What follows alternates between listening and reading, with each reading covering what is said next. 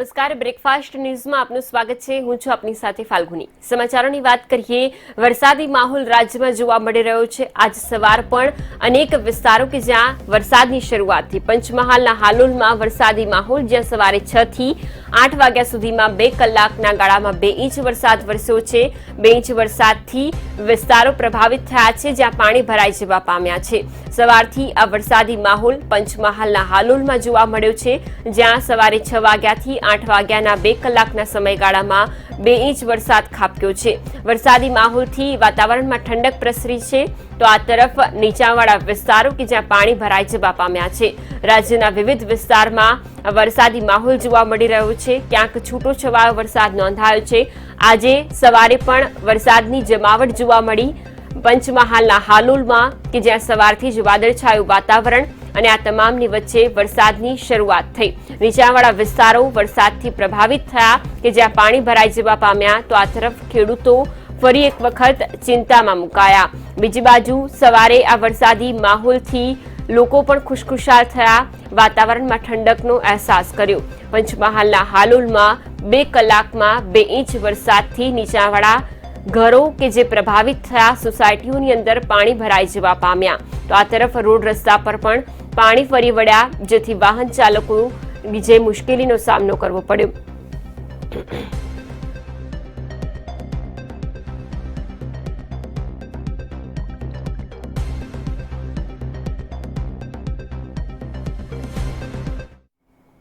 તો આ તરફ વાત કરીએ સુરતના ઉમરપાડાની। સુરતના ઉમરપાડામાં પણ વરસાદી માહોલ જોવા મળ્યો। વરસાદની શરૂઆત થતાં જ વાતાવરણમાં ઠંડક પ્રસરી। ઉમરપાડામાં આ વરસાદી માહોલની વચ્ચે અનેક વિસ્તારો પ્રભાવિત થયા। 2 કલાકમાં 2 ઇંચ વરસાદ સુરતના ઉમરપાડામાં નોંધાયો। સવારથી જ ઉમરપાડામાં વાદળછાયું વાતાવરણ હતું અને આ વાતાવરણની વચ્ચે વરસાદની શરૂઆત થઈ। 2 કલાકમાં 2 ઇંચ વરસાદથી નીચાણવાળા વિસ્તારો પ્રભાવિત થયા। આકાશમાં કાળા ડિબાંગ વાદળોની વચ્ચે સવારથી જ અહીંયા મેઘ સવારી આવી પહોંચી હતી અને 2 કલાકમાં 2 ઇંચ વરસાદ ખાબક્યો। સુરતના ઉમરપાડામાં આ વરસાદી માહોલથી વાતાવરણમાં ઠંડક પ્રસરી, કે જે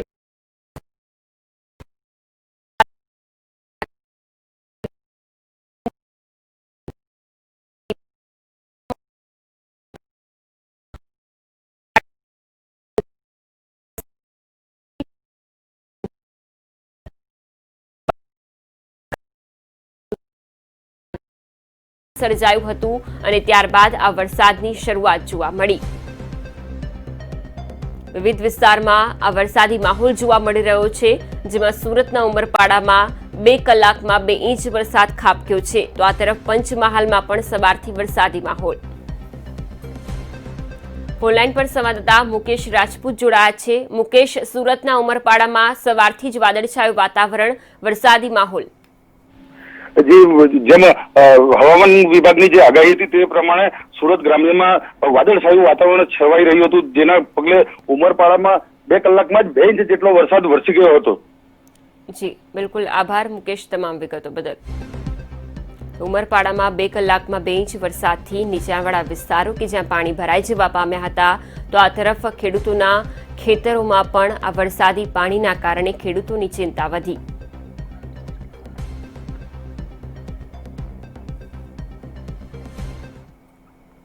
રાજ્યમાં વરસાદી માહોલ જોવા મળી રહ્યો છે। વાત છેલ્લા 24 કલાકની। છેલ્લા 24 કલાકમાં 46 એવા તાલુકા કે જ્યાં વરસાદી માહોલ જોવા મળ્યો। વિવિધ વિસ્તારમાં વરસાદનું આગમન જોવા મળ્યું છે। ક્યાંક ધીમી ધારે વરસાદ વરસ્યો છે, તો ક્યાંક અનરાધાર વરસાદ। સુરત શહેરમાં 2.5 ઇંચ વરસાદ ખાબક્યો છે, તો વલસાડના કપરાડામાં 2 ઇંચ વરસાદ વરસ્યો છે। આ તરફ તાપીના કુકરમુડામાં 2 ઇંચ વરસાદ ખાબક્યો છે। વિવિધ વિસ્તારમાં આ વરસાદનું આગમન, જેથી વાતાવરણમાં ઠંડક પ્રસરી છે। વલસાડના ધરમપુરમાં પણ 2 ઇંચ વરસાદ વરસ્યો છે, જેથી નીચાણવાળા વિસ્તારો પ્રભાવિત થયા છે, તો નવસારીના ખેરગામ જલાલપુરમાં 1.5 ઇંચ વરસાદ ખાબક્યો છે। જિલ્લામાં આ વરસાદી માહોલ જોવા મળ્યો છે। આ તરફ અન્ય તાલુકા કે જ્યાં 1 ઇંચ સુધીનો વરસાદ વરસવા પામ્યો છે। ક્યાંક 2 થી 3 ઇંચનો વરસાદ વરસ્યો છે, તો ક્યાંક 1 થી 2 ઇંચ વરસાદ ખાબક્યો છે, જેથી જનજીવનને આ વરસાદથી અસર પહોંચવા પામી છે।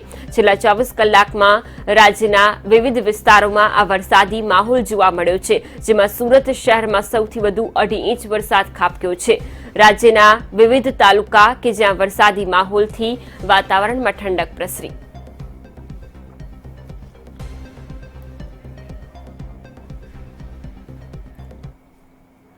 અને હવે વાત અનલોક 4ની.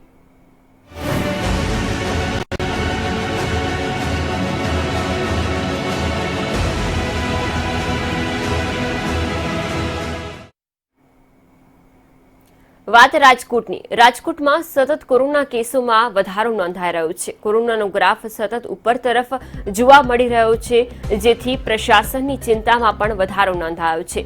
છેલ્લા 24 કલાકમાં રાજકોટમાં 111 પોઝિટિવ કેસ સામે આવ્યા છે, તો મહાપાલિકાની હદના વિસ્તારમાં હવે કેસનો આંકડો 5656 પર પહોંચી ચૂક્યો છે. સતત આ પ્રકારે કેસોની સંખ્યા સામે આવતા લોકોની ચિંતા વધી રહી છે. અનેક એવા વિસ્તારો જે કોરોનાના ભરડામાં આવી રહ્યા છે.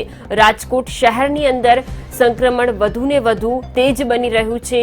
અહીં કેસોની સંખ્યા રોજબરોજ સામે આવી રહી છે. 24 કલાકમાં પણ રાજકોટની અંદર 111 પોઝિટિવ કેસ સામે આવ્યા છે, જેથી આંકડો હવે મહાપાલિકાની હદના વિસ્તારનો 5656 પર પહોંચી ચૂક્યો છે.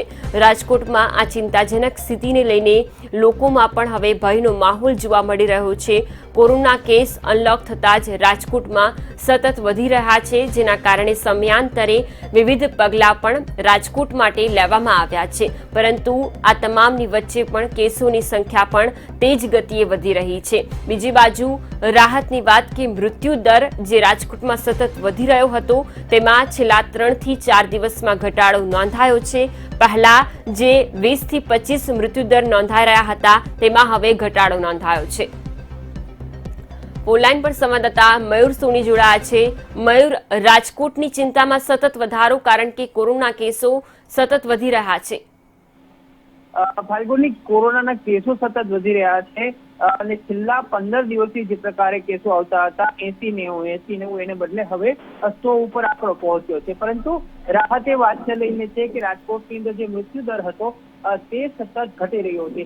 આ વાતને લઈને તંત્રની રાહત છે, કારણ કે સરેરાશ 24 કલાકની અંદર 22-25 દર્દીઓના મોત નીપજતા હતા, પરંતુ છેલ્લા 4 દિવસની અંદર આ આંકડો ઘટીને ગઈકાલે રાતના જે મોત થયા છે તેમાં 12 સુધી પહોંચ્યો છે.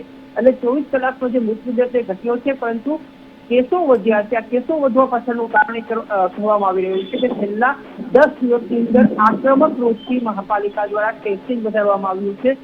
ચાહે તે શાકભાજીના લારી ફેરિયાવાળા હોય, ઘરે ઘરે ટેસ્ટિંગ હોય, એસટી બસ સ્ટેન્ડની ટેસ્ટિંગ હોય કે પછી ખાનગી બસ દ્વારા રાજકોટની અંદર આવતા મુસાફરોનું ટેસ્ટિંગ હોય, આ તમામ ટેસ્ટિંગ વધવાના કારણે તે કેસો ઝડપથી શોધવાના હતા તેની સંખ્યા વધી છે. અને કહી શકાય કે કેસો વધ્યા છે પરંતુ મૃત્યુદર ઘટ્યું છે. પરંતુ બીજી વાત એ પણ છે ફાલ્ગુની કે રાજકોટની અંદર જે પ્રકારે છેલ્લા 15 દિવસથી તંત્ર અભિગમ અપનાવ્યો હતો, તેનાથી રાજકોટવાસીઓને ક્યાંક ને ક્યાંક આ મૃત્યુદર ઘટવાથી રાહત મળી હોય તેવું કહી શકાય. જી બિલકુલ મયુર, આભાર તમામ વિગતો બદલ. રાજકોટમાં સતત કેસોની સંખ્યા વધી રહી છે. પહેલા 80 થી 90 24 કલાકના કેસ સામે આવતા હતા, પરંતુ તેમાં હવે વધારો નોંધાયો છે, જ્યાં 100 થી પણ વધુ 24 કલાકમાં કેસો સામે આવી રહ્યા છે.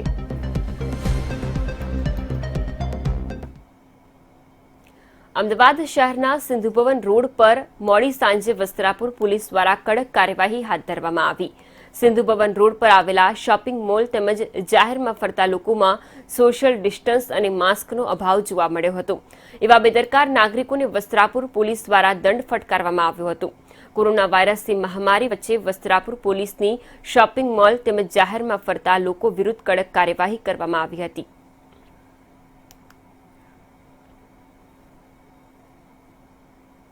અમદાવાદ શહેરના એસજી હાઈવે પર આવેલા કોફી શોપ પર કોર્પોરેશન દ્વારા કડક કાર્યવાહી હાથ ધરવામાં આવી હતી, જેમાં સોશિયલ ડિસ્ટન્સ અને માસ્ક ન પહેર્યું હોવાના કારણે પોલીસે સંખ્યાબંધ દુકાનોને સીલ કરી હતી. પરંતુ આ બાબતને લઈને હવે એક નવો વિવાદ જોર પકડી રહ્યો છે, જેમાં વેપારીઓનું કહેવું છે કે કોવિડ-19ના નિયમોના ઉલ્લંઘનને બદલ તેમની દુકાનોને કોર્પોરેશન દ્વારા સીલ મારવામાં આવ્યું છે. પરંતુ દુકાનોની આસપાસ ચાલતા નાસ્તા પાણીના ટેમ્પો, પાન મસાલાના ગલ્લા તથા લારી ઉપર ગ્રાહકોની ભીડ અને COVID-19ના નિયમોના ધજાગરા ઉડતા હોવા છતાં કોર્પોરેશને કોઈ કાર્યવાહી કરી નથી. સીલ થયેલા સંખ્યાબંધ કોફી શોપની આજુબાજુમાં પણ બિંદાસ લારી ગલ્લા અને નાસ્તા પાણીના ટેમ્પો ગ્રાહકોની ભીડ સાથે ધમધમી રહ્યા છે. ત્યારે કોફી શોપના વેપારીઓ અને માલિકનું કહેવું છે કે કોર્પોરેશનની આવી બેવડી નીતિ શા માટે? જો કોર્પોરેશન આ બાબતે યોગ્ય કાર્યવાહી નહીં કરે તો આવનારા સમયમાં વેપારીઓ દ્વારા આકરા પગલાં લેવામાં આવશે તેવી ચીમકી ઉચ્ચારાઈ. દુકાનની અંદર સેનિટાઈઝર, ગ્લવ્સ બધો ઉપયોગ કરીએ છીએ, સોશિયલ ડિસ્ટન્સ રખાવીએ છીએ, તો બી અમને બંધ કરાવડાવે છે. અમારી બાજુમાં ગલ્લાઓ ચાલુ છે, લારીઓ ચાલુ છે, એ લોકોને કંઈ બોલતા નથી, કંઈ કહેતા નથી.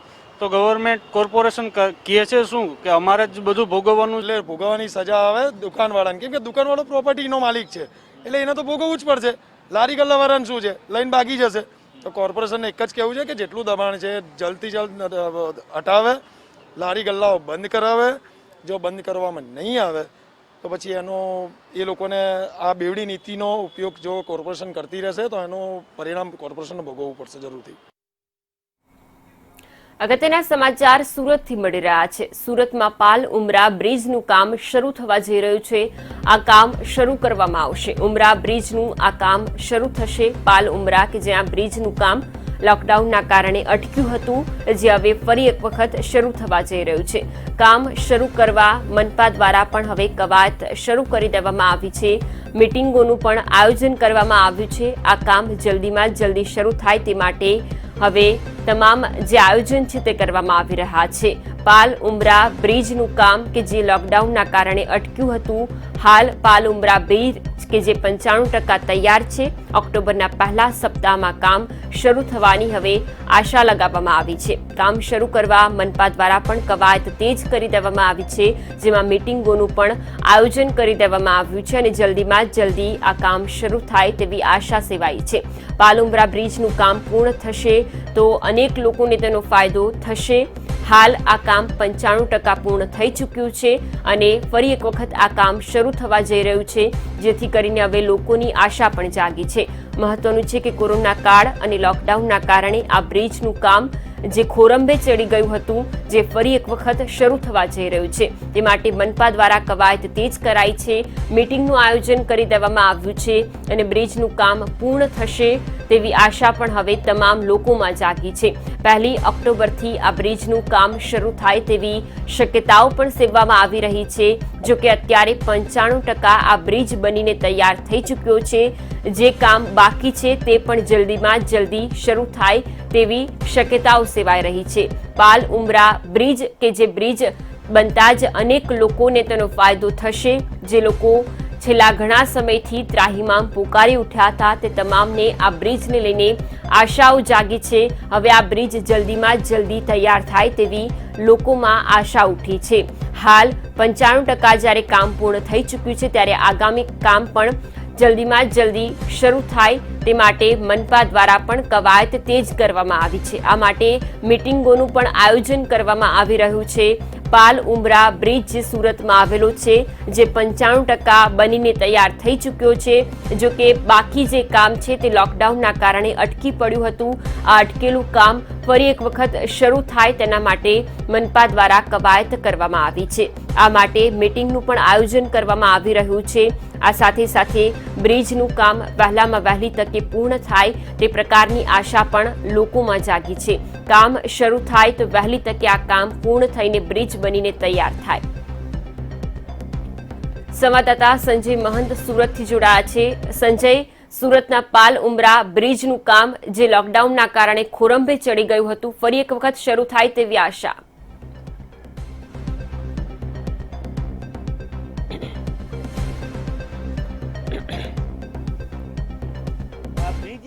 સુરતમાં વધુ એક બ્રિજ બનાવવા માટે મહાનગરપાલિકાએ 5 વર્ષ પહેલા કામ કર્યું હતું. સુરતના પાલ અને ઉમરા વિસ્તારને જોડતો આ બ્રિજ છે. ખૂબ જ મહત્વનો આ બ્રિજ છે. 5 વર્ષથી આ બ્રિજની કામગીરી શરૂ થઈ હતી, પરંતુ ઉમરા જે વિસ્તાર છે ત્યાં જમીન સંપાદનનો મુદ્દો સામે આવ્યો હતો અને જમીન માલિકોએ જમીન આપવાની ના પાડતા મુદ્દો સુધી પહોંચ્યો હતો અને ત્યારબાદ મહાનગરપાલિકાએ જમીન ફરજિયાત સંપાદન કરવાની તૈયારી કરતા છેવટે તેઓ મંજૂર થયા હતા, તૈયાર થયા હતા જમીન આપવા માટે અને પુલ બ્રિજની જે કામગીરી શરૂ કરવામાં આવી હતી, પરંતુ કામગીરી શરૂ થયા બાદ તરત જ લોકડાઉન આવી ગયું અને લોકડાઉનમાં કામ ખોળંબે પડ્યું હતું.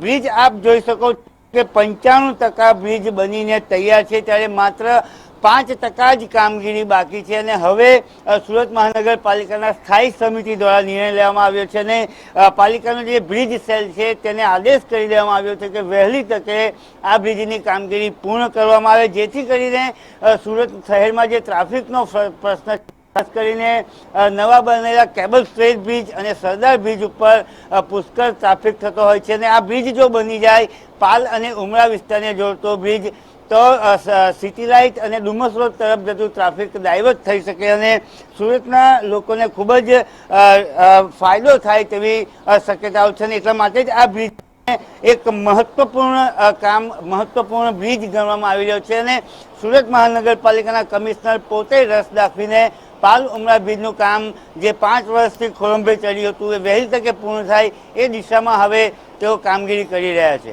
જી બિલકુલ સંજય, આભાર તમામ વિગતો બદલ.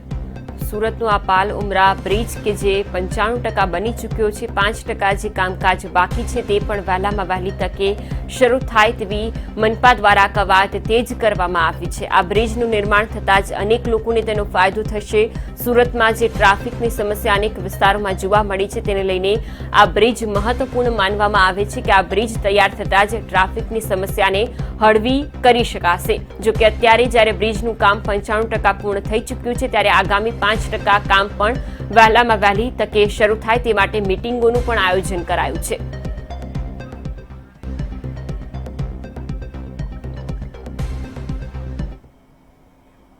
આ તરફ વાત કરીએ કોરોના મહામારીની. દેશમાં સતત કોરોનાના કેસોમાં વધારો નોંધાઈ રહ્યો છે.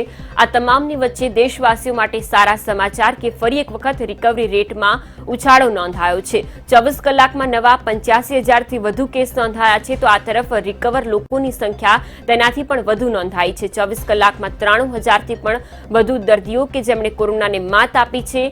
કોરોનાના કુલ કેસનો આંક હવે દેશમાં 59 લાખને પાર પહોંચી ચૂક્યો છે. એક્ટિવ કેસ 9.61 લાખ છે.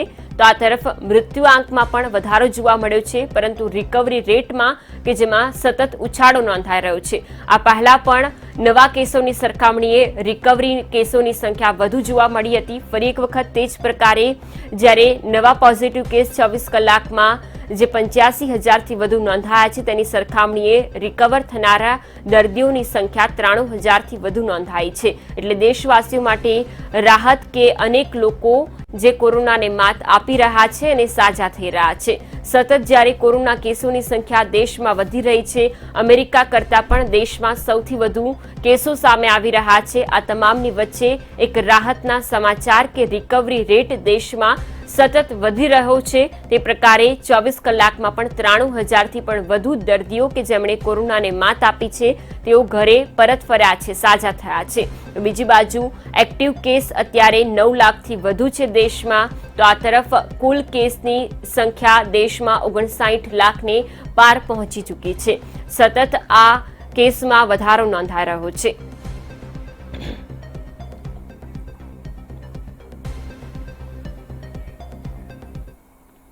આ તો થઈ ભારતની વાત, પરંતુ હવે વાત કરીએ દુનિયાની. વિશ્વભરમાં કોરોનાએ કહેરામ મચાવ્યો હોય તે પ્રકારે કેસો સતત સામે આવી રહ્યા છે.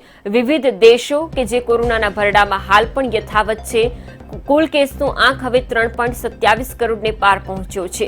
કોરોના કેસમાં ભારત હવે અમેરિકાથી પણ આગળ નીકળી ચૂક્યું હોય તે પ્રકારે 24 કલાકમાં સૌથી વધુ 85,000 કેસ ભારતમાં નોંધાયા છે. તેની સરખામણીએ અમેરિકામાં 24 કલાકમાં 53,000 કેસ સામે આવ્યા છે. આ તરફ બ્રાઝિલમાં 24 કલાકમાં નવા 32,000 પોઝિટિવ કેસ સામે આવ્યા છે. તો વિશ્વમાં એક્ટિવ કેસ 75.91 લાખ પર છે. હાલ આ દર્દીઓ સારવાર લઈ રહ્યા છે. સતત કેસનો આંકડો વધી રહ્યો છે. બીજી બાજુ 9.92 લાખ લોકો કે જે કોરોનાને માત ન આપી શક્યા અને મોતને ભેટ્યા છે. વિશ્વભરમાં કોરોનાનો કહેરામ હાલ પણ યથાવત.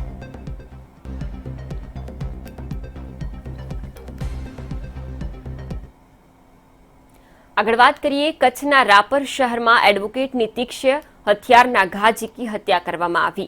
વકીલ દેવજીભાઈ મહેશ્વરીની સરા જાહેરમાં હત્યા કરવામાં આવતા ચકચાર મચી ગઈ. એડવોકેટ દેવજીભાઈ મહેશ્વરી સ્થાનિક હોસ્પિટલમાં ખસેડવામાં આવ્યા, પરંતુ ત્યાં સુધીમાં દેવજીભાઈ મહેશ્વરીનું મોત નીપજ્યું હતું. એડવોકેટની હત્યાને લઈને લોકોએ ઠેર ઠેર વિરોધ કર્યા, લોકોએ ટાયરો પણ સળગાવ્યા.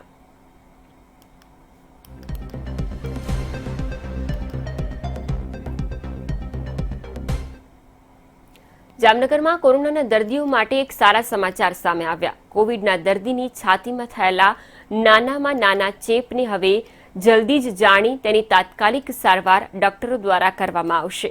કઈ સુવિધા જીજી હોસ્પિટલમાં કરવામાં આવે છે, આવો જોઈએ આ અહેવાલમાં.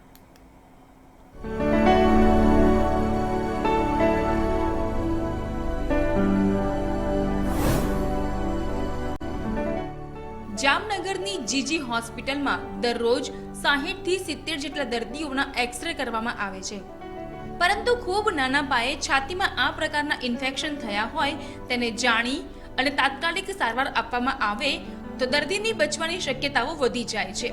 ત્યારે જામનગરની જીજી હોસ્પિટલમાં ગુજરાતનું સૌપ્રથમ એવું અદ્યતન 800 એક્સરેની ક્ષમતા ધરાવતું મશીન ઇન્સ્ટોલ કરવામાં આવ્યું છે. આ મશીન કાર્યરત થવાથી દર્દીની છાતીમાં રહેલા નાનામાં નાના ચેપ, કોરોનાના કારણે છાતીમાં થતી અન્ય તકલીફો વિશે જાણી શકાશે. અત્યાર સુધી ડેલી 65-60 થી 70 જેવા બેડ સાઇડ એક્સરે થતા હતા, પણ દર્દીને વધુ તકલીફ ના પડે એટલા માટે અહીંયા નવું મશીન ઇન્સ્ટોલ કરવામાં આવ્યું છે. આ મશીન દર્દીની છાતીનો માઇક્રો એક્સરે દર્શાવી દર્દીની તકલીફને શરૂઆતના સમયમાં જ દર્શાવી દે છે. નાનામાં નાના ચેપ વિશેની માહિતી ડોક્ટરને મળવાથી દર્દીને આવશ્યક સારવાર તાત્કાલિક ચાલુ કરી શકાશે. આ મશીનને કોવિડ હોસ્પિટલમાં જ ઇન્સ્ટોલ કરી કોવિડના દર્દીઓને ક્યાંય પણ એક્સરે માટે જવું ન પડે તેવી વ્યવસ્થાનું નિર્માણ કરવામાં આવ્યું છે. મશીન આપણે ગુજરાતમાં સૌ પ્રથમવાર જીજી હોસ્પિટલમાં ઇન્સ્ટોલ કરવામાં આવી રહ્યું છે. બાકી બીજી કોઈ પણ ગુજરાતની હોસ્પિટલમાં આ મશીન નથી.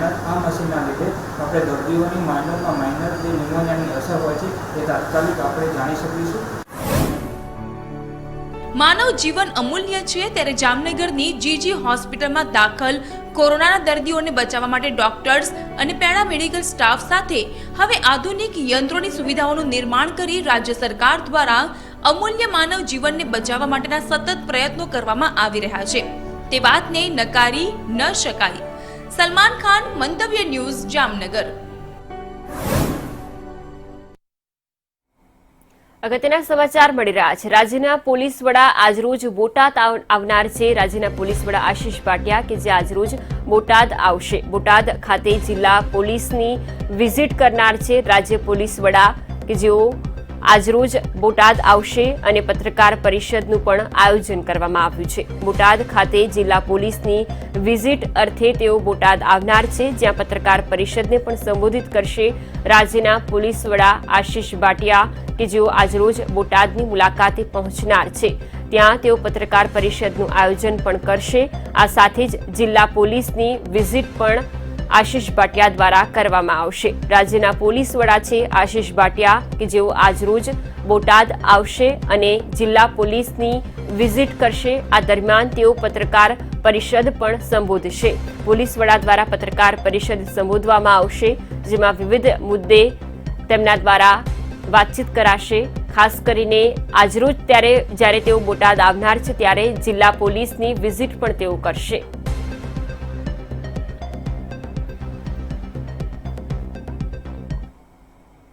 આગળ વાત કરીએ, લોકડાઉન અને કોરોનાના કારણે અનેક પાર્કો બંધ છે, જ્યારે સફારી પાર્ક નર્મદાનું કે જે 1 ઓક્ટોબરથી ખુલશે.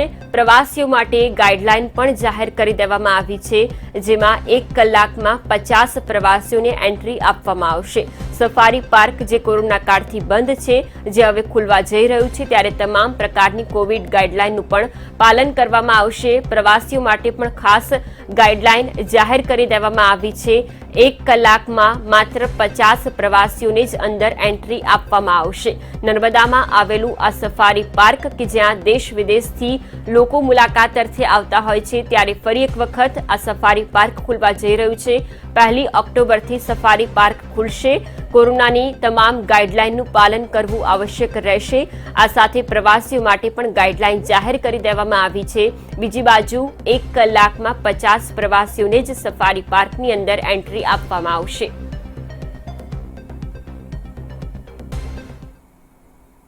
બ્રેકફાસ્ટ ન્યૂઝમાં હાલ બસ આટલું જ. રજા આપશો. નમસ્કાર.